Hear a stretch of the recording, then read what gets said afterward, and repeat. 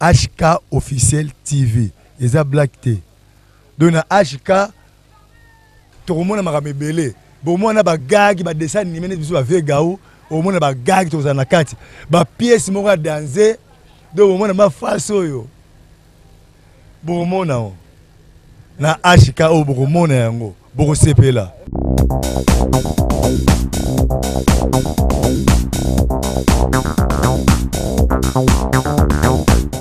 Bonjour chers internautes. Toye awa, toye bien que matanga mama chaque kobima lelo. Toye a toza na morgue le quinoise. Toye awa parce que tout ça l'interview na artiste nyonsu o baza aboye bakomona yango lelo nde o eza mukola lelo samedi maman na biso tozo kende kokunda le ciel et la terre donc boye bakolanda biso bo s'abonner massivement aussi na chaîne HK bo s'abonner bokozwa ba histoire malamu bokozwa ba nini bémission politique musique divers vraiment beau s'abonner tozo longwa awa na morgue ya nini ya le quinoise ti tozo longwa nango awa tozo kende ti victoire après victoire net okei kokunda mama na biso chako donc avant yango tozo zo interview ya ba artiste na biso ba comédien na biso même ba musicien lisusu bazali awa oyo ba yebi ke ba kopesa ba opinion na bango ba koloba ba kotalisa oyo bino bandeko na biso boye ba kolanda vraiment totiki bino ntango kepo to banda sko koleka entre ba artiste na biso to yeba nini oyo bango bazoloba oyo nini bazo expliquer biso oyo bino ta musika boye bité mais biso toza penepende to yebi tozo expliquer bino merci beaucoup.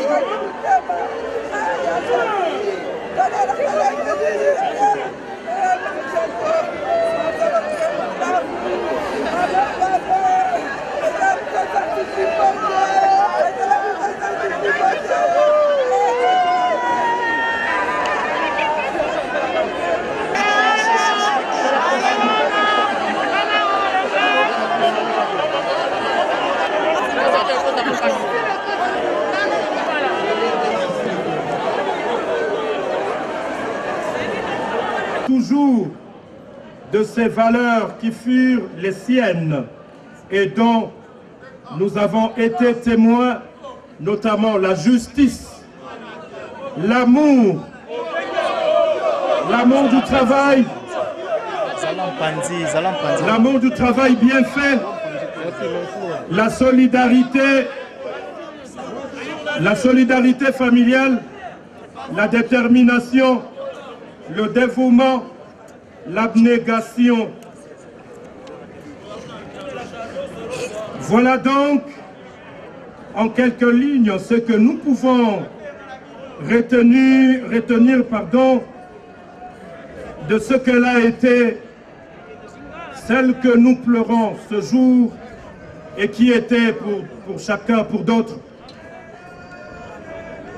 une fille, nièce, grande sœur, petite sœur, tante, grand-mère, belle-sœur et amie, ainsi que collègue de travail.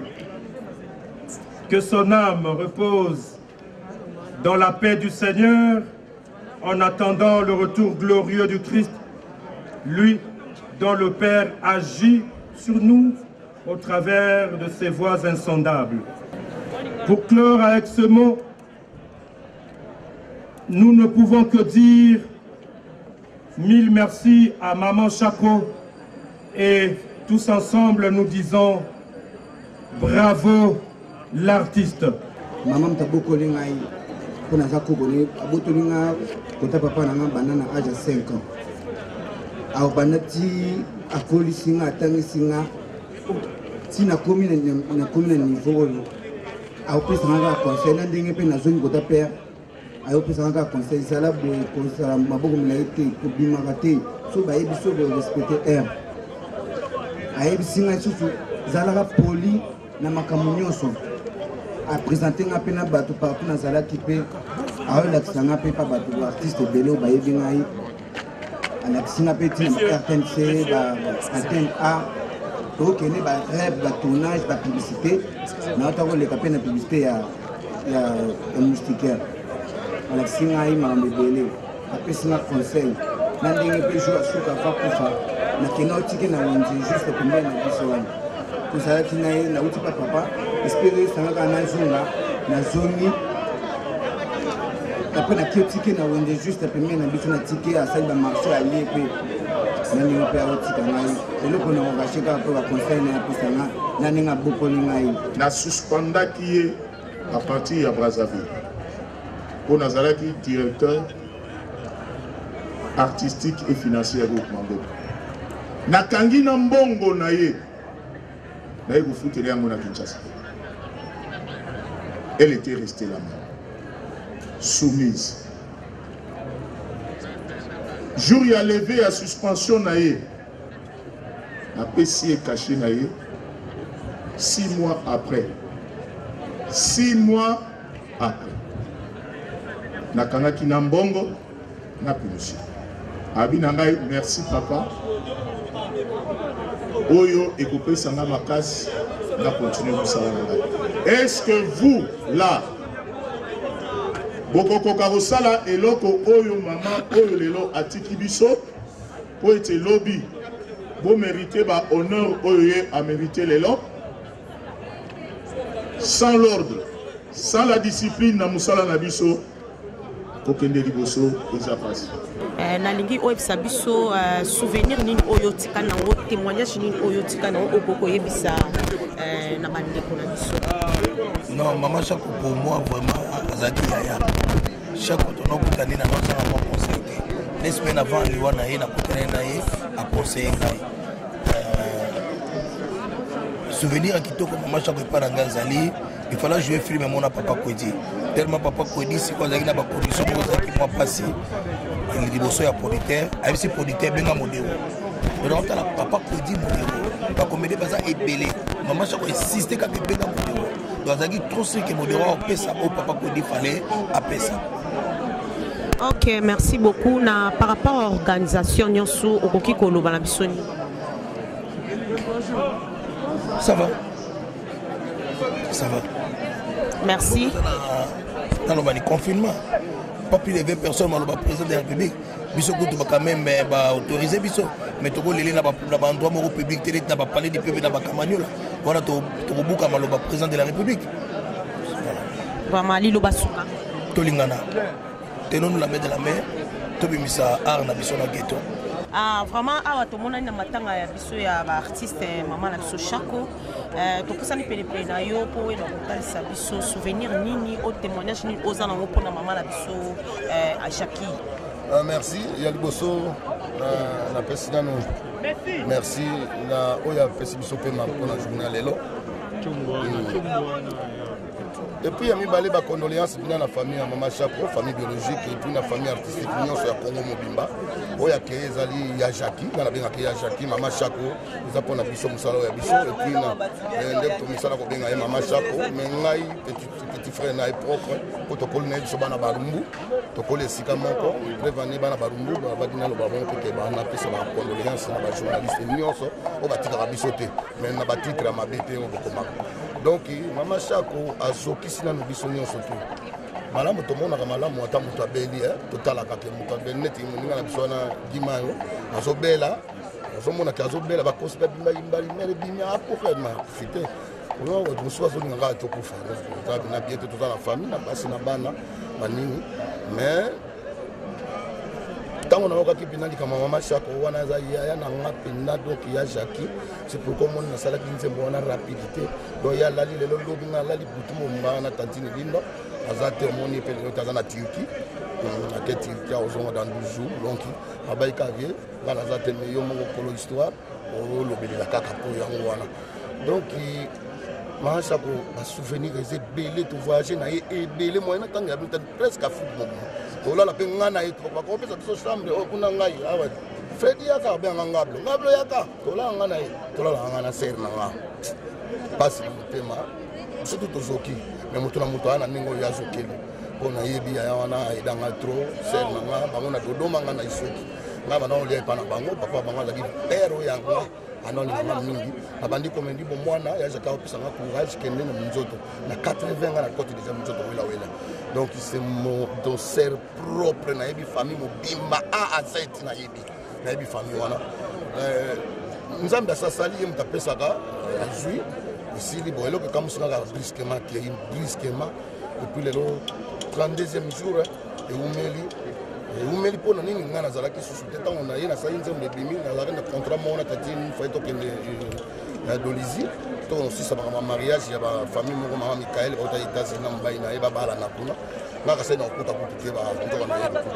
na bato moko bakoti na mosala ya baninga oyo bango basalaka te baye kotya songisongi ya kotya boye mpona kokabola biso na famille wana oloke biso tokokabwana te ya jaki aza te me biso tokokabwana na famille wana te jamais nini tete ezala baoyo to badisita to bafilmaki président masumu aza papa quand même moi respect ezala et puis moto azofinga oyo toyebi ata te aza na kati nini te bato tozokomprendre te oyo eza boye mutu na mosala na ye lokola yo ozotuna nga bakestion eza mosala na nga te nga ozwa mikro na kotambolaka ndeni eza na nga te nga bozotuna ne nga me ngai na kosala oyo ya mosala yo kolata ndenge mbaloso molota malgré oza mwasi okosala ngo te okoka te Dieu merci tantu yo kone koremplace Dieu merci tantu esika azomonte alinga na ye na lobi ne telema wana alinga bandi komonte obanomonte nini bamanga lo bato ya songi baye kokota na mosala na biso yango wana tozela nano sera kunama tokolandela yango sikoyo bien sikoyo ekomi kaka kofingi kulutu moko toke na parke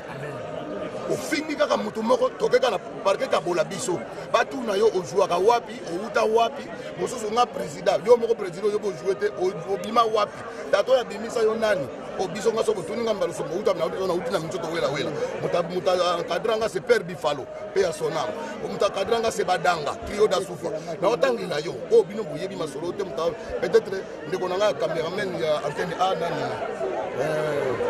ombe kimanga ngai la bamba bon c'est bon ezaka kado donc bango bako contredire ngai te bayebi côté mbaloso mbauti donc c'est ça donc eza makambo eloko nalobaka kaka tozala bomoko lelo eza journée na ye ya suka tobimisa ye tokotika ye na ndako na ye ya suka donc eza makambo te todisite toswana te mais respect nde na bakolo toza na président moko ya bato ya théâtre na Congo mobimba se Masumu de Brende yalaka yala fumwa mbanza ntoko de nga naza deuxième vice président na kati ya MPC mais tofingaka bato te bokomi koya koluka mosala nzala na yo lingo ya kokoluka ngo na kati ya bamatanga musala na yo te donc yango nga nasubika wana musala na yo te musala na yo te soki kosundula mama Shako est-ce que il faut tuna bato bayebisaki yo abelaka wapi osoyokaki ke mama Shako azobela abelaki kote nini ezaka lokola yo lamoki na ntongo lobi nazoka lino pasi ngai nayebi soki eye na bandal balongolaka mino na sebeko oke olongoli mino wana obelaki moto yazaka koobela biso osundoli ye po ye azalaki makambo ya bamama nyonso tu se lui ye moto azalaki neti bauniforme ya bato nyonso tu se lui nga nanga osundola yazaki osundola yazaki na abelaki kote nini yo omonaki ke esika yazaki abeli bongo basundoli ye moto kuta kota ko hôpital eza ya ndimosi bomonaki alors sikoyo yazaki akota ko hôpital kote nini sozo kosundola eza kaka moto na moto azoluka kota na liboso na ye asala baya basalire ani TPC me eosima nango te bon nayebi nanga komba bato yango te mangana mpe nayi mpona sowana président Masumu nga nalobaka likambo oyo omoni vice président na biso mosusu yeyo papa le ata ya papa le omoni vice président oyo nga nalandi yeyo toke mosika te mais biso tozoswana te eza nde motu oyo eza mosala na yo te yo lingo okotala obebisa mosala ya baninga vice président mosusu ye wana papa le bonjour papa Ale bonjour en tout cas c'est déplorable na oyo elekaki eloko nazosenga kaka bapesa kaka respect na ANTPC ye nde ya baassociation nyonso oyo alors bon toyende kolela mama ebele eza ya koloba mais ce n'est pas le moment ebele eza koloba aboluka biso tokoloba mais tchana nos respects pour la maman Nabiso. Mais c'est déplorable comme une organisation où il y a beaucoup défense à préférer qui biso organisé famille na bato mususu na boy kotanga babebisi matanga yango bomoni bosali constat toye lokola moto nyonso to na matanga nazosenga kaka pe ezala harmonie ezala na biso baartiste parce que eza toza eloko moko yango wana nalobaki semaine passée que tosenga audience pas ministre tosala état généraux plutôt ya culture ou bien il y a théâtre cinéma du Congo. Il faut tout vendre, tout le cas, idée à sika, réflexion est là pour que tout le monde parce que oh pour tout la bande ko banga, na kanisa c'est bitumbe ko bimawa, na kanisa c'est guerre aux alawa. Dieu merci et le kinakini. Ah, merci pour la question que vous posez. Maman Chako, azaki maman la biso artiste. Aza mukolo, baza ba icône, aza que tu donnes nanga na bémission na nyo so donne na maman Chako. Façon na yende na CP là ko jouer théâtre le lenge na ye. Mais o epesi pasi, botika ko sa biloko. Maman Chako azaki na ANTPC, azaki membre, azaki ba organisation ya ba matanga ya batu nyonso bakufa. To mona matanga ya Mindondo, maman Chako la biso depuis jour corps ezobima na jour enterrement mais comme na tour maman Chako to kokite ba jour bakangi biso minoko cash ne ko mo elongwa non oza courage leka aloba pona maman Chako azate le maman Chako akunda mikabo vraiment ba comédie to desi shot mona motema toza ngo ya sakanate maman Chako na ANTPC a organiser ba matanga bato ba o bakenda koluka ba famille pour l'intérêt personnel mais pour tikate espace na association o azaki qui ba honorer c'est ça souci kaya ngwana ki lo kosonde comme ça bon tina ba niveau. L'organisation, je dirais que la corporation a été écartée de cette organisation suite à intervention à famille. Pour la famille ne voulait pas que nous puissions organiser ces obsèques. Pourquoi? Parce que derrière la famille, il y a eu des gens qui cherchaient les intérêts. Parce qu'on sait que toute organisation, pareil, il y a l'argent que le gouvernement doit bloquer, que les particuliers doivent bloquer. C'est ainsi qu'il y a des gens derrière la famille qui ont tout fait pour écarter la NTPC. C'est ainsi que nous nous sommes dit, bon, on doit participer à ce deuil en tant qu'invité. Voilà, la famille nous a déçus. Pour la famille, croyez ou la famille continue à croire que la NTPC bouffe l'argent de l'organisation. Vous-même, vous avez vu l'organisation d'aujourd'hui, comment ça se passe. En tout cas, c'est déplorable parce qu'il y a des gens jusqu'à hier soir, ils étaient au ministère des Finances, qu'on puisse leur donner de l'argent. Malheureusement, tout a été bloqué. On n'a rien donné, ni même... C'est pourquoi il y a eu des reports en report pour qu'on enterre Maman Chako. Pourquoi il fallait attendre que le ministère puisse débloquer? Les mêmes gens qui sont derrière la famille. Je regrette, Maman Chako pouvait laisser même une famille à elle, les enfants. Ces enfants-là pouvaient mieux gérer ces obsèques. Maintenant, c'est la famille qui gérait. Elle-même disait, c'est parce qu'elle sait très bien que personne ne pouvait pas. Ils sont allés même plus loin de dire que le gouvernement puisse acheter une parcelle à Maman Chako. Qui va bénéficier? C'est la famille, bien c'est Maman Chako. Voyez comment les gens sont cupides. Hein? À cause de la cupidité, voilà, les obsèques sont mal organisées. La NTPC est écartée par d'autres amis. Alain, pour une fois, vous venez d'être encore frappé avec la mort du président Kadioumbo. Comment comptez-vous organiser par rapport à tous ces désordres-là? Vous comptez faire quoi? Ça va continuer? Il y a des gardes-fous que vous avez pris. Comment ça va se passer? En fait, paix à son âme, Marthe Kadioumbo, il fait un grand frère pour moi. Je l'ai côtoyé il y a longtemps, depuis les années 90 à Lubumbashi. On avait des secrets avec lui. Pour le moment, nous pouvons dire que Kadioumbo s'était retiré même du théâtre et du cinéma. Il faisait maintenant la politique. Il était analyste politique actuellement avant qu'il puisse décéder. Alors c'est difficile que la NTPC puisse faire une déclaration là-dessus. On attend uniquement la famille. J'espère que la semaine prochaine, on va entrer en contact avec la famille, que la famille nous dise ce que nous pouvons faire. Parce que jusque-là, j'ai causé avec Kadiombo, il m'a dit, j'ai mis fin au théâtre. Là, maintenant, ça devient difficile. Mais cela n'empêche que l'association puisse assister la famille de Kadiombo et assister aussi à l'organisation de son enterrement, quoi. Mais nous déplorons la perte. Je causais avec lui souvent. Il avait déjà ses ambitions à lui. Ben voilà, je demande à ce que la population soit calme. Il y a ceux qui se disent qu'il a été tabassé. Non, Kadiombo était malade. Kadiombo était malade, comme toute autre personne peut tomber malade. Ses amis ont tout fait. Les gens même sont arrivés à contribuer à ce qu'on puisse l'évacuer vers l'Europe ou l'Afrique du Sud pour des soins appropriés. Le montant, jusqu'au jour où il est décédé, on avait déjà réuni un grand montant pour l'évacuer. On croyait qu'on devrait l'évacuer le lendemain, c'est le même jour à 3 h du matin qu'il a rendu l'âme. En fait, on est là, malgré que la corporation n'a pas assisté, nous, ses amis, on l'a assisté, nous avons contribué, mais Dieu a décidé autrement. Et nous attendons ce que dira la famille, ce que dira la corporation des juristes, parce que Kadiombo était juriste plutôt. Merci. Alors, Merci, Président. Merci, mais très déçu de l'organisation. Très déçu. Vous verrez, il y a d'autres artistes qui ne sont pas venus aujourd'hui. À cause de ça, il y a une division. En tout cas, il y a une division. Mais comment comptez-vous élaguer tout Qui est les états généraux du théâtre cinéma au pays connaissait un peu de réfléchir sur ça pour éviter, parce que prochainement, ça sera maintenant la bagarre. Hein? Ça sera maintenant la bagarre prochainement entre les associations. Il y en a plusieurs. Il faut quand même qu'ils puissent reconnaître qu'il y a une association.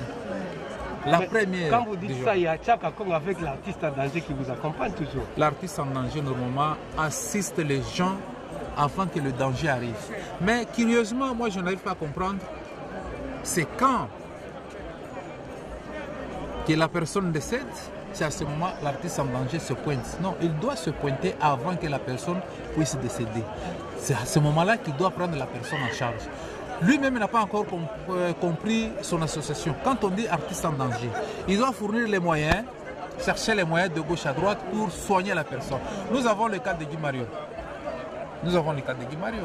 Nous avons le cas de notre artiste qui est en prison. C'est maintenant l'artiste en danger doit intervenir, c'est-à-dire chercher les moyens. Glody, nous avons besoin de 1 500 $. À ma connaissance, on a réuni jusque-là que 500 $ pour l'assister. Maintenant, à quoi sert maintenant l'artiste en danger? C'est à ce moment qu'il doit aller toquer par-ci par-là, qu'on lui donne l'argent pour assister à la personne qui est en danger. Et non pas assister à la personne qui est déjà décédée. Déjà décédée, et la personne n'est plus en danger. À quoi sert maintenant l'association artiste en danger?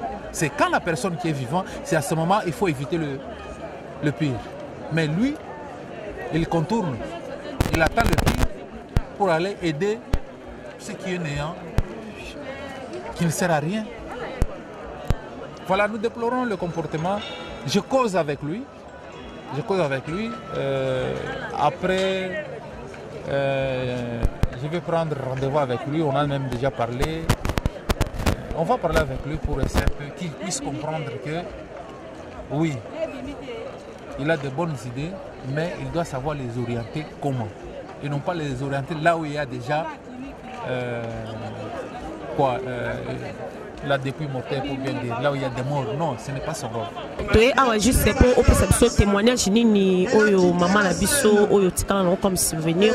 Moi je sais belé pour na chako parce que chaque année de pour na biso moi quand des biso sotoé de souci na quand nga omela ki un mois à ça na mali mais non ko tika ete ya no monique faut quand même tous à l'escase ali pe esango nanga lokwa tolo ba ki fondation Mireille Salis et accompagner biso ba accompagner nga ba tikinga ite tina ndenge jour to ko bisa machin ko na bino ba journaliste na félicité pour botiki biso ata mukolo mote surtout antenne. Merci maman. À part organisation, au Koki Kolobani, nous avons Lobani no Kobakisa. Organisation na monika bana nga banzonzinga nde baza batikite kolala babande pe kolala kuna ndo baza bana mo discipliné mais organisation za bien pe président biso masumu za wana donc ba organiser ngo bien. Merci Skoyo Awa to komi na place des artistes na rond-point Victoire, place des artistes à place balelaka ba artiste. Vraiment to bandaki na bino kuna na morgue siko to zaliawa tozo sala ba interview bomoni place osko ba kolobela via Maman Chako ba ni na ye nyonso bandaki kosala awa nde Skoyo place ba kolobela makambo na ye nyonso place ba kolakisa plaque na ye donc siko ba komi kombo na ye donc place ba koma plaque na ye place ba mona plaque na ye place ba tiango awa na art des artistes na rond-point Victoire. Vraiment to sepeli mingi to tikibino bolanda na ambiance oyo poso ki elongwe awa sima bomona biso to kende kuna na cimetière siko bakomakete ciel l'acteur donc place to kabola mwana mama na biso to tikibino bolanda ambiance oyo bolanda makambo oyo nyosu ndenge to zali ba acteur awa ba artiste ba donc biso nyosu to zali awa na ba musicien to za a biso nyosu bolanda ambiance oyo. Merci beaucoup.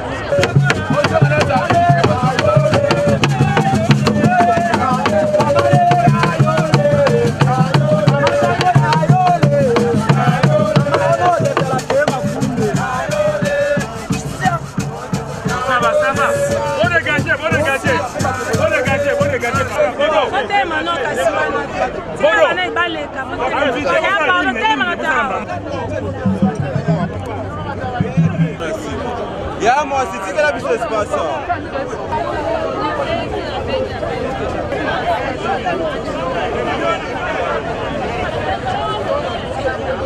bato nyonso bakoki kosalisa baartiste comédien basalisa bango kosala na biso eza très important aloba na basi bazwa ngo liseki te. Maman Chako asali plus de 40 ans na mosala oyo abanaki na 15 ans bolenge ti sikoyo soki nzambe adesidaka autrement te alingaki akontinue mpo ayebi ntina ya mosala yango yango nazosenga na bajeune fille batika loyenge balanda ngo na sérieux mpo eza mosala ya ntina oyo bazalaka na temps mpe bakoki kofuta bafrais bakotaka na yina mpona kokoma gradué en art dramatique mpe licencié mais soki oza na occasion kokota na yina te zala pembeni ya bato baza na expérience mpo oyeba mibeko oyo esengeli mpona kosala mosala oyo tosalaka. Merci mingi. Awa tozomonana toza na kati ya matanga ya mama na biso Chako vraiment oyo toyeli apo toyeba ete souvenir nini oyo otikali nango en tant que maman oyo témoignage nini oyo kokopesa oyo otikali nango comme monument na yo moko boye okotikala nango libela mpe yango koolanda. Souvenir makasi atikali nango simplicité Maman Chako azali nango. Maman Chako baza ba première génération ya monde art puisque asali au moins 49 ans dans monde art. Mais Maman Chako azali so bokuta na ye amonaka génération na bango te amonaka génération ya mikolo balandaki biso te amonaka génération ya biso te je reçois baleko bana biso te bo bazona sima na biso te donc azaki so bozali na scène donc donc en tout cas azaki exceptionnel donc père son âme et puis oya makasa sika nango jour ali ya papa sans souci na so zanga na maître Paulin mutu oyo gawa luwaka donc mutu amemaka biso na mutuka kobanda awa timbe tseke futi ko zonga tia fanti biso na staff ezala Mama Shako mais par rapport au son Mama Muso amona non asa déjà icône asa déjà non on est ko minimiser bino mais yazaki social la matine surtout donc ce qui na bi bon souvenir à Mama Shako humilité na ye et puis nenga zaki social na batu entre biso totika ba guerre d'esprit totika likunya totika mtema mabe to bundela art oyo et sali ke bimisa biso to bana lelo na Kinshasa et puis partout ailleurs donc ceux qui toza unis toza na makasi mais ceux toza divisés en tout cas moyen arrêter tambola ezate ya ngozo mona même ba pays frontalier même ba ndeko mususu bazo le kabiso pona nini biso mutema mabe orgueil oza comme na place te mozu déjà orgueil mosusu ba ka star aux orgueil bokolati mais Mama Shako de son vivant tia sali carrière na zaki toujours humble ya ngomoni ke le qui to fande boye to le ne se donc on senga baninga la ngai biso tous za la unis puisque toto bola arna biso vraiment ceux qui to monani kati na bisika oyo ezali pona Mama na biso Shako otobenga Jackie souvenir nini oyo ozanango oyo tikali nango ya Mama Shako eloko nini oyo marka yo et pas ya Mama Shako o meka pe ko talisa. Bon, premièrement, je dirais, père son âme, comme souvenir, je me rappelle en 2017, dans une occasion, moi, j'ai voyagé à Maman Olive Lembe, dans Nord Kivu. Na Fonaki Naye, Kiti Nangaya, j'ai Simala Mahabi Pembe. Mais elle est vraiment animatrice. Animatrice bien, Nabiso Baba Naye Balé qui Naye vraiment sans polémique, très bien là. Mais là, on a retenu pendant le bas. A remarqué la étoile montante. Respect na Nicole Zarate. Au moins, mouton bimi les lois sur 2, 3, 4 personnes. Balamoko a se mesurer dans Mukolo Abanda ou Yakutaye. Abi, ils ont bien des photos, tout le monde équivoque, ils ont malédiction. Pour ça, on a ranké na batu. Et si on n'est pas bon au Roya Baté. Et là, on a retenu vraiment le bas plusieurs fois. Yango Wana. C'est à ça icône, ça fait mal les repères de l'élo. Au moins, mboka oyo ezanga bakoko ezaka futi biso besoin ezaka bango il faut bazalaka tozora conseil artistique na nzela na bango mais encore bango to bazokende ça nous diminue force est aussi là donc torobanine niwe ezali fait moko naturel muto olongola bazalaka nete nzambe yesu kutu akenda peka na nzela wana donc nga interpeller nga kaka na tambola dignement. Donc c'est ça on a vraiment eloko toyeli vraiment awa toyeba souvenir nini oyo tika na pona Mama Shako conseil nini pe oko pesa ba acteur ba artiste nyonso ya mboka na biso conseil zake to lingana to zaka bomoko to linga pe nzambe po nzama pesa biso makasi bomo esika lelo to kabona Mama Shako to satandai na ngote on a remarqué ceux qui sont dans mon client, c'est tout ça la malam. Pour un jour, on va se séparer. Ceux qui sont là, ils m'ont appelé les lois, tout comme bateau senga. Nous sommes à mourir, pardon. Tant qu'il y a mon gaz sur invité. Alors tant que nous sommes à vie, il faut que je t'aime, pardon, pour faciliter la vie, pour la tâche. Donc là, on a fait ça, on a un artiste conseil, on a dans l'ingana penza profondément et solo. Hein, que l'ingana on a été pour ça, on a lipa. L'ingana a une absence, à ta place, on a zaté l'ingana kaka. Comme souvenir, chapeau na latina mutu mutapesa yango za Mama Shako. Azwaki yango ntango bakabola bloka papa Wemba, il a pesa yango chapeau ya miyake. Donc yango na ba dans la tango ka lelo ko ezana idéologie ya sapologie, to ke nonga bon ko to lela bien. Et puis là, polémique pour les entre yo na bandeko no mususu ya coupe sans souci.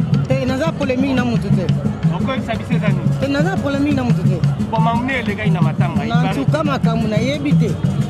Na yebite na te en tout cas naza vraiment innocent maman na yebite. Naza problème mutu te vrai. Pas passer la banderole. Te na passer la banderole te to kitsa banderole pe zali atisi to zali besoin banderole à capot. Via capacité à Mama Shako, vu que Mama Shako azali cofondatrice na kati ya groupe wana ba ko tia banderole ya atisi te na ba valeur. na vie ya kombo batiaki d'Afrique sans souci d'Afrique ya koma monene fa batie loko qualité yango tokitisaki kaka banderole naza na problème nango te d'ailleurs nga na matai likolo te mpona kekakata na mokusi na nga na matai likolo nir nde na kekata ezalaki na bato basepeleli nango te vie la voix du peuple nde bamutu amataki akati yango akiti donc ngai n'a rien à voir avec tout ça nga nalobaki kaka nasepeli nango te balongola c'est tout allez bato baza milai bakokisi mibeko na bango donc eza sans problème soki ekomi problème wana eza bandota baba mais na connaissance banderole ya kapona ya tisi ezaka cher koleka te ya tisi eza nayebi te kapona ezaka cher po emetre ya kapona eza $10 tisi emetre eza 250 francs mais kokomama nyonso tu wana papa na ya kapo kaka eleki moni kapo ka nde leki de temps batiaki kapo batie maman na sans souci esali maman fière ya eloko esali beauté donc moi j'ai défendu seulement la beauté de la nature voilà kulutu na waputu asepeli na eloko osalaki te bon aza kulutu so asepeli te selon ye ti nga mpe nasepelaki te nasali selon nga ye mpe lokola asepelaki te asali selon ye ti mais quant à moi nayebi ke eza problème te pourquoi kaka ye asepela te bato surtout asepelaki parce que bato ebele basepelaki te nde batiaki banderole wana ezaka nga te batiango na moi bato babande deya koyimayima ti butu bon nga nayi kuna butu je n'ai rien à voir bonjour Seth. Bonjour ma chérie. Vraiment tolingo tuna apo tozanga matanga ya maman na biso maman Chako. Souvenir ni ba bon souvenir ni oyo o garder pour la maman na biso. Le de deux balobi ko zana kanna makasi to ebite kanna ngoza nini po balobi so simbi eratate po so beti eratate. Question le besoin na lobake non ba bon souvenir ezebele. Kala kaka 21 ans de carrière, maman Chako 49 ans de carrière.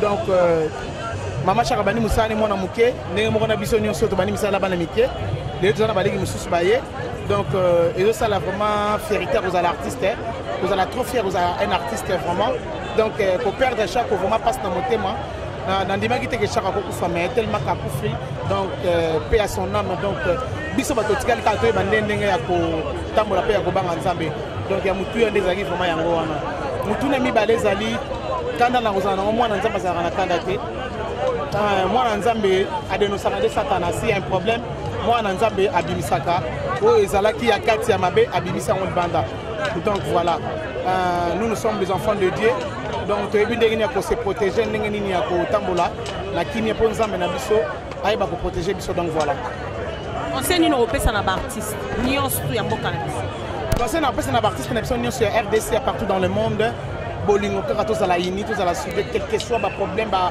oh toloba ki osala ki c'est normal YouTube eza réseau mongo boye mutu so ko lekala na ndenge na ye mutu mususu ba ko lekana na réseaux sociaux alobi bangabi eza ya solo ozo mona par exemple la biso 7e bagarre to lekina na réseaux sociaux pona ko sala best pona ko sala succès te mais pona ko loba likambo o eza solo balobi mutu so ka bonga ni fa dénoncer satana pourquoi to lekana na ba église ko sala ba témoignage to lekana na ba église ko sala témoignage o lekili bo sala ba caméra ba che obinza ba pambola kingai nazalaki na bondelaki na sengaki nzamba pesinga $10,000 nzamba pambola pesinga mobali nzamba pesinga libala ezali témoignage monde entier zo kango alors pourquoi témoignage ceux qui est salami alors pourquoi pas 7e bagarre et salama et comment ko empêcher bato 7e bagarre azana problème na artiste mon côté talaka 7e bagarre moi ça épée la moto Chiche Sambo donc en tant que boxeur épée la judoka 7e donc azana rakina ba fille ya théâtre te toza bien tozo vivre bien tozo continuer toujours aux ana bande kona biso